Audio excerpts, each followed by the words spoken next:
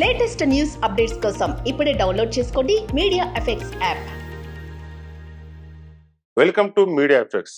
ఇండస్ట్రీలో చాలా మంది అద్భుతమైన క్యారెక్టర్ ఆర్టిస్టులు ఉన్నారు.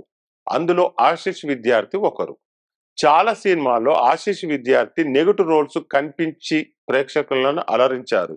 1991లో కాల్ సంధ్య అనే హిందీ చిత్రంతో ఇండస్ట్రీకి వచ్చారు ఆశిష్. పాపే నా ప్రాణం అనే సినిమాతో తెలుగు ప్రేక్షకులకు పరిచయం అయ్యాడు. ఇక పోకిరి సినిమా తర్వాత ఆశిష్ విద్యార్థి క్రేజ్ పెరిగిపోయింది. ఆయనకు బ్యాక్ టు బ్యాక్ సినిమాలో ఛాన్సులు వచ్చాయి. ఇక వరుసగా సినిమాలతో దూసుకుపోయిన ఆశిష్ కు ఈ మధ్య కాలంలో ఆఫర్స్ కరువయ్యాయి.